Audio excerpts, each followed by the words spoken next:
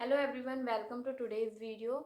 So today I am going to tell you about how to prepare for an interview or how to crack an interview because I face a lot of problem. मैंने इतनी सारी problems face करी, मतलब कभी कोई मेरा रह जाता था स्टेप, कभी कोई स्टेप रह जाता था। तो इसीलिए मैंने सोचा कि I will share my journey and उससे हो सकता है आपको थोड़ा बहुत सीखने को मिले और आपको मैं थोड़ा सा ओवरव्यू दे दूंगी कि आपको क्या करना चाहिए और क्या नहीं करना चाहिए। क्योंकि जब हम सीपीसी क्रैक कर लेते हैं तो हमें लगता है कि हमारी जॉब तुरंत ही लग जाएगी, पर ऐसा नहीं है। क्योंकि अब ये जो सीपीसी मेडिकल कोडिंग वाली लाइन है, इसमें इतने लोग आने लगे हैं कि बहुत मतलब थोड़ी सी प्रॉब्लम तो फेस करनी पड़ती है। मतलब ये लाइन अच्छी है, मैं ये नहीं बोलूँगी फील्ड अच्छी नहीं है, ये फील्ड अच्छी है, पर इसमें थोड़ी सी आपको प्रॉब्लम फेस करनी पड़ती है अब इस टाइम पर। क्योंकि 60 बच्चे आते हैं तो उसमें से सिर्फ 20 ही बच्चों को वो सेलेक्ट करते हैं और 40 लोगों को फिर और कहीं पर इंटरव्यू देना पड़ता है। मतलब उनकी जॉब लग जाएगी पर उनको थोड़ा सा वेट करना पड़ सकता है, ऐसा होता है। तो पहले तो हमारे दिमाग में ये आता है कि how to crack a interview. तो ये तो एक बेसिक क्वेश्चन है, आप कहीं पर भी जाते हो तो आप कैसे मतलब एक इंटरव्यू को कैसे क्रैक करोगे।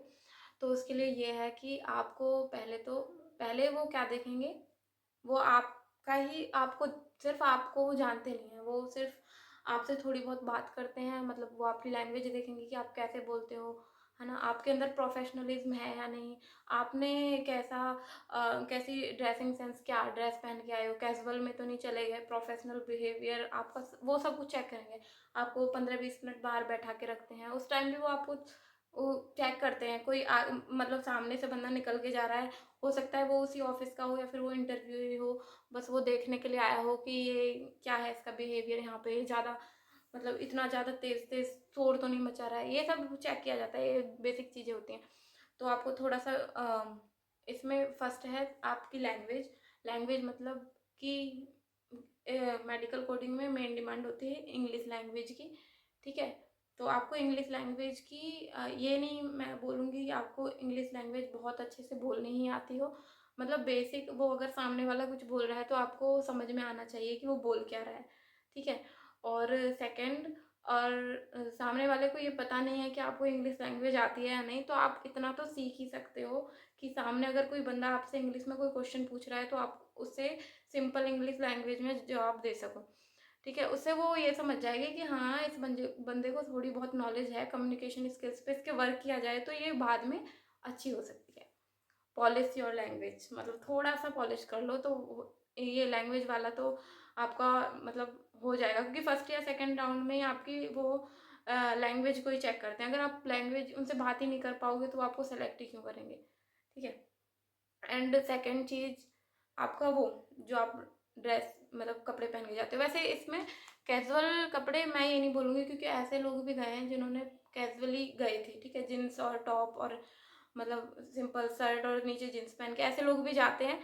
पर ये तो एक बेसिक चीज़ होती है, अगर आप किसी इंटरव्यू में जा रहे हो तो फॉर्मल में ही जाना चाहिए। उससे एक थोड़ा सा, चाहे कुछ परसेंटेज ही क्यों ना हो, पर इफेक्ट होता है, उसका इम्पैक्ट पड़ता है, ठीक है। और ये एक बेसिक चीज़ हो गई, ये किसी भी इंटरव्यू के लिए ये चीज़ आपको ध्यान में रखनी है, ठीक है। अब मेडिकल कोडिंग के इंटरव्यू के बारे में आते हैं। तो इसमें ना 2 टाइप्स के इंटरव्यू होते हैं, मतलब दो फील्ड में ज़्यादा रिक्वायरमेंट होती है फ्रेशर्स के लिए, ठीक है। फर्स्ट होती है एचसीसी एंड सेकंड होती है ईएनएम। तो ये आपके ऊपर डिपेंड करता है आप कौन सी फील्ड में जाना चाहते हैं, एचसीसी में या फिर ईएनएम में, ठीक है। अगर आप एचसीसी में जाते हो तो आपको आईसीडी की गाइडलाइंस पे काम करना होता है, आपको एनाटॉमी अच्छी करनी होती है अपनी, और कभी कभी वो मॉडिफायर्स के बारे में आपसे पूछ सकते हैं, ठीक है, आपको उस पर भी वर्क करना होता है। और साथ में आपको सीपीटी की गाइडलाइंस और टर्मिनोलॉजी, ठीक है, मेडिकल टर्मिनोलॉजी पूछ लेते हैं, जैसे प्रीफिक्स सरफिक्स पूछ लेते हैं। और जैसे फुल फॉर्म होते हैं ना, जैसे कि triple B, blood brain barrier, और आपसे किसी डिजीज का नाम पूछ सकते हैं, 5 डिजीज के नाम बताओ, किसी भी मतलब किसी भी ऑर्गन सिस्टम का नाम ले देंगे and tell me about the 5 common disease of this organ system. So you have to tell you about that, मतलब आपको थोड़ा सा नॉलेज होनी चाहिए उस डिजीज के बारे में, ठीक है। और उसके बाद एचटीसी में वैसे इतना ही होता है, पर आपको आईसीटी पे बहुत फोकस करना पड़ता है। वो मतलब किस आपको सीरीज पूछ सकते हैं कि आईसीटी में किस सीरीज का, जैसे कि कैंसर किस सीरीज में आता है, ठीक है, ऐसे पूछ सकते हैं वो आपसे। और उसके साथ ही एनाटॉमी आपकी अच्छी होनी चाहिए, वो तो ईएनएम के लिए भी अच्छी होनी चाहिए और एचसीसी के लिए भी अच्छी होनी चाहिए। एनाटॉमी पर आपको काम करना ही पड़ेगा, क्योंकि जो हमारा एग्ज़ाम वाला, जो एग्ज़ाम में हम तैयारी करते हैं और जो हम इंटरव्यू में तैयारी करते हैं, वो दोनों बिल्कुल डिफरेंट होती हैं। एग्ज़ाम में हमें सीपीटी पर काम करना पड़ता है, और जो ये हमारा इंटरव्यू होता है उसमें हमें आईसीटी पर बहुत ज़्यादा वर्क करना होता है। आईसीटी मतलब मॉडिफायर्स तो आपको मतलब रटे हुए होने चाहिए, आपके फिंगर्स पे होने चाहिए। अगर आपसे बीच में से कुछ पूछ ले रैंडमली, तो आपको पता होना चाहिए कि वो पूछ क्या रहा है, क्योंकि वो आपको ज़्यादा टाइम नहीं देंगे। 1-2 मिनट का दे सकते हैं सोचने का, उससे ज़्यादा नहीं। वो फिर नेक्स्ट क्वेश्चन पे तुरंत स्विच कर देंगे।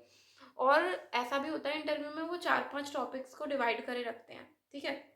जैसे कि वो आपका टर्मिनोलॉजी के लिए कुछ नंबर्स लिख देंगे। आईसीडी की गाइडलाइंस का एक पार्ट डिवाइड कर देंगे, एनाटॉमी का एक पार्ट डिवाइड कर देंगे, और ऐसे ही मॉडिफायर्स का एक पार्ट डिवाइड कर देंगे, और इन सब में से आपसे दो तीन क्वेश्चन वो पूछेंगे, है ना। और फिर आपकी जो पर्सनल लाइफ होती है उससे भी रिलेटेड वो क्वेश्चन पूछ सकते हैं। वो तो बेसिक है, किसी भी इंटरव्यू में जाओगे वो पूछेंगे, पर इसमें ऐसे पूछ सकते हैं, ठीक है। एचसीसी का मैंने इसलिए आपको शेयर किया क्योंकि ये मेरे से पूछा गया था, पर मुझसे इंटरव्यू में क्या पूछा गया था वो मैं आपको एक सेपरेट वीडियो में अलग से बता दूंगी कि मेरे साथ इंटरव्यू में क्या क्या हुआ था।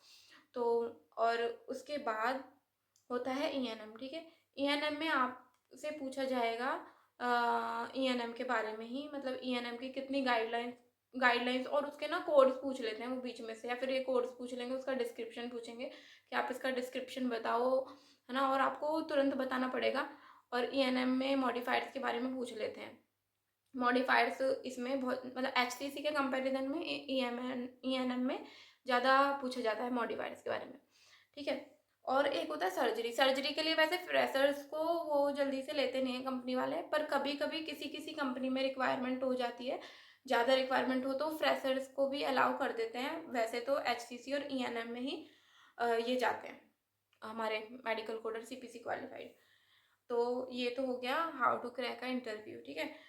तो इंटरव्यू में आपसे, अब मैं ये बताती हूँ आपको कि इंटरव्यू कितने पार्ट्स में डिवाइड होता है, ठीक है, और उनके अंदर क्या क्या पूछा जाता है।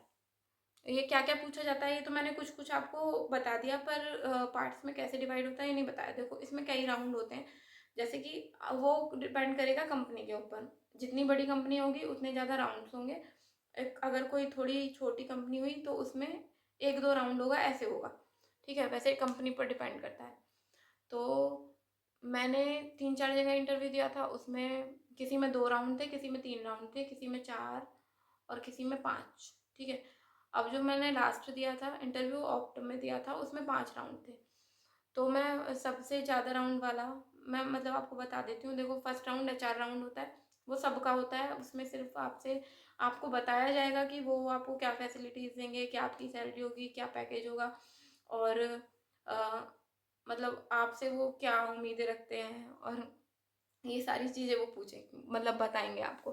थोड़ा सा डिस्कशन करेंगे आपसे, आपकी पर्सनल लाइफ के बारे में पूछ सकते हैं कि आपकी फैमिली में कौन है, आपके पेरेंट्स क्या करते हैं, ये सब कुछ, ठीक है। इसके बाद आपको शॉर्ट लिस्ट किया जाता है। एचआर राउंड में आपका एजुकेशन क्वालिफिकेशन ये भी देखी जाती है कि आप उनकी जो बेसिक नीड्स हैं उनको फुलफिल करते हो या फिर नहीं, ये सब पूछा जाता है। उसके बाद एचआर राउंड के बाद होता है या तो असेसमेंट टेस्ट होता है, किसी किसी में असेसमेंट टेस्ट होता है, और किसी में पहले वो मैनेजर राउंड करा देते हैं। मेरा मैनेजर राउंड हुआ था पहले।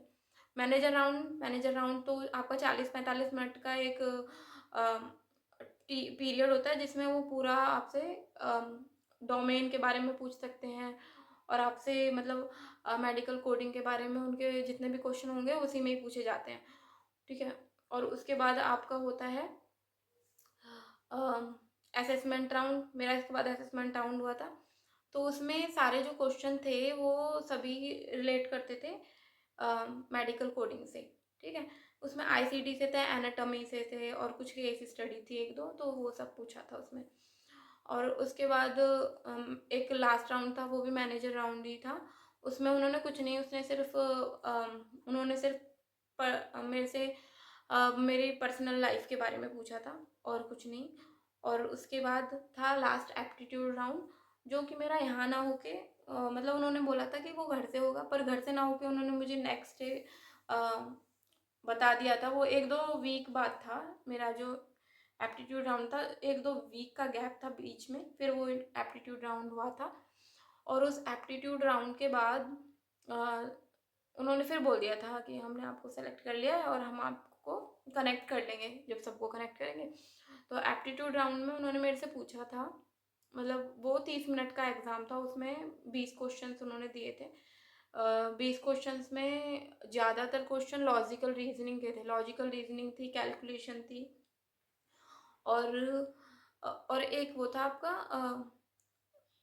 क्या कहते हैं वो, इंग्लिश से एक इंग्लिश का पार्ट आता है ना, एक वो था, ठीक है।